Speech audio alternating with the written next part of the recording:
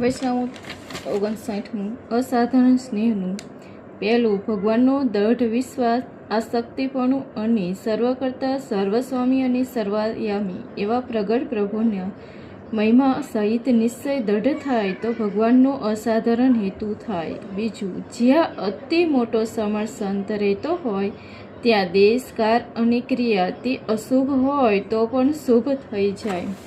સ્વામિનારાયણ હરે. સંવત 1877ના ફાગણ સુધી ચતુર્દશી દિવસે શ્રીજી મહારાજ ગઢડામાંથી દાદા ખાચરના દરબારમાં શ્રી વાસુદેવ નારાયણના મંદિર આગળ આથમની બાર ઓરડાની ઓસરે ઢોલિયા ઉપર બિરાજમાન હતા ને ધોરો ખેસ પહેર્યો હતો ને ધોરી ચાદર ઓઢી હતી ને માથે હીરકોરનું ધોરું ધોતિયું બાંધ્યું હતું ને લલાટની વિશે ચંદનની ચર્ચા બિરાજમાન હતી ને પોતાના મુખારવિંદની આગળ મુનિ તથા દેશ દેશના હરિભક્તની સભા ભરાઈને બેઠી હતી. પછી શ્રીજી મહારાજ બોલ્યા, જી પ્રશ્ન ઉત્તર કરો. પછી મુક્તાનંદ સ્વામીએ પ્રશ્ન પૂછ્યો, જી હે મહારાજ, ભગવાનની વિશે અસાધારણ પ્રેમ થાય તેનું શું કારણ છે?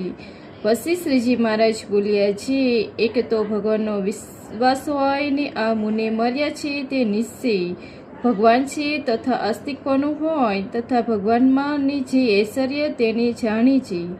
આ ભગવાન છે તે બ્રહ્મમૂળ ગોલોક શેતદીપ એ આદિક સર્વધામના પતિ છે તથા અક્ષરકોટી બ્રહ્માંડના પતિ છે તથા સર્વના કર્તા છે અને પુરુષકાર કર્મ માયા 3 ગુણ 24 તત્વ બ્રહ્માદિક દેવ એ કોઈને આ બ્રહ્માંડના કરતા જાણે નહીં. એક ભગવાનના પુરુષોત્તમને જ કરતા જાણી અને સર્વના અંતર્યામી જાણી એવી રીતની સમજણ સોતા જે પ્રત્યક્ષ ભગવાનને સ્વરૂપની વિશે નિશ્ચય તે જ પરમેશ્વરને વિશે અસાધારણ સ્નેહનું કારણ છે. પછી વળી મુક્તાનંદ સ્વામીએ પૂછ્યું, જે એવા ભગવાનનો મહિમા પણ જાણતો હોય અને અસાધારણ હેત ન થાય તેનું શું કારણ છે? પછી શ્રીજી મહારાજ બોલ્યા, જે એ ભગવાનનો આવો મહિમા જાણે છે તો એને ભગવાનની વિશે અસાધારણ હેત છે પણ એ જાણતો નથી. જેમ હનુમાનમાં અપાર બળ હતું પણ કોઈકના જાણ્યા વિના જણાયું નહીં, અને જેમ ભોલાંબાસુર બળદેવને લઈ ચાલ્યો ત્યારે પોતાના બળ તો અપાર હતું પણ પોતે જાણતા નહોતા. પછી જ્યારે તપાસીને જોયું ત્યારે જાણ્યું. એવી રીતે ભક્તની ભગવાનની વિશે અસાધારણ પ્રીતિ તો છે પણ થતી નથી. પછી વળી મુક્તાનંદ સ્વામીએ પૂછ્યું, છે એ પ્રીતિનું બળ જાણ્યાનું શું કારણ છે? પછી શ્રીજી મહારાજ બોલ્યા, જી સત્સંગને શાસ્ત્ર શ્રવણ કરતી સંતિ ની ભગવાનની વિશે અસાધારણ પ્રીતિ છે તે જણાઈ આવે છે. પછી વળી મુક્તાનંદ સ્વામીએ પૂછ્યું, જે દેશ, કારની ક્રિયા તે ભૂંડા થાય અથવા ભલા થાય તેનું કારણ તે સંગે છે કે કોઈ બીજા છે? પછી શ્રીજી મહારાજ બોલ્યા, જી દેશ તો પૃથ્વી કહેવાય ને સર્વ ઠેકાણે સરખો છે અને કાર પણ સરખો છે, પણ અતિશય જે મોટા સમર્થ પુરુષ હોય તે જે દેશમાં રહેતા હોય તેને પ્રતાપે કરીને ભૂંડો દેશ હોય, ભૂંડો કાર હોય, ભૂંડી ક્રિયા હોય તે સર્વ સારા થઈ જાય ને અતિશય ભૂંડા પાપી પુરુષ જે દેશમાં રહેતા હોય તેને યોગ્ય કરીને સારો દેશ, સારી ક્રિયાને સારો કાર હોય તે પણ ભૂંડા થઈ જાય. માટે શુભ ને અશુભ એવા જે દેશ, કાર ને ક્રિયા તેનો હેતુ તો પુરુષ છે તે પુરુષ જો અતિશય સમર્થ હોય તો સર્વ પૃથ્વીમાં દેશ, કારની ક્રિયા તે પોતાના સ્વભાવ પ્રમાણે પર્વતે.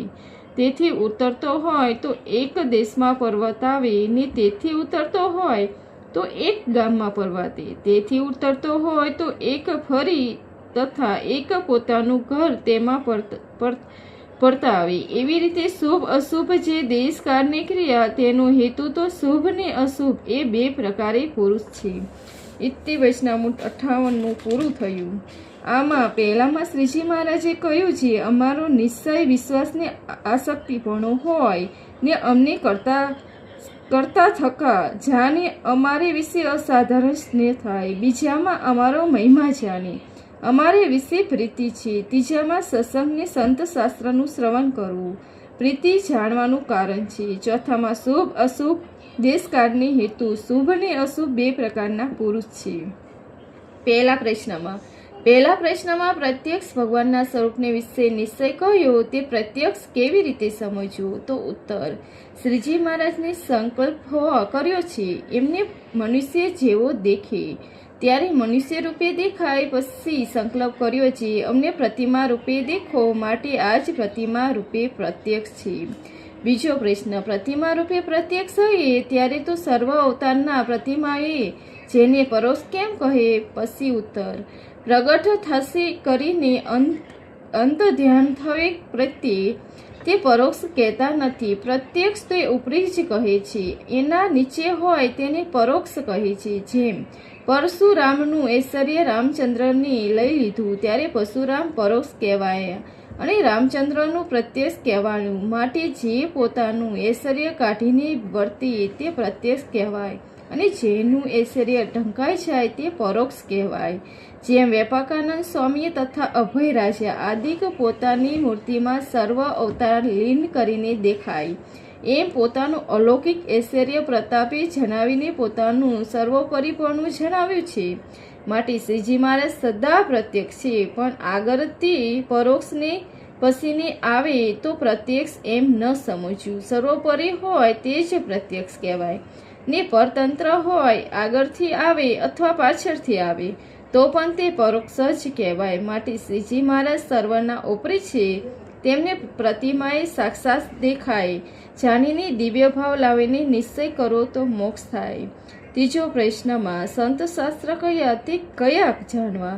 પ્રત્યક્ષ ભગવાન તથા એમના મુક્ત અને સાકાર પરનું પ્રતિમાપણું કહેલું હોય એમને ચરિત્રનું તથા એમને કહેલા ધર્મનું જેવા વર્ણન હોય તે સંત શાસ્ત્ર જાણવા અને એ શાસ્ત્રને વાંચતા સાંભળીને શ્રીજી મહારાજને વિશે પ્રીતિ થાય છે તેને પ્રીતિનું બર જણાય છે. ઇતિ વૈષ્ણવ ગદ્દા પ્રથમનું 59મું પૂરું થયું. સહેજાનંદ સ્વામી મહારાજની છે.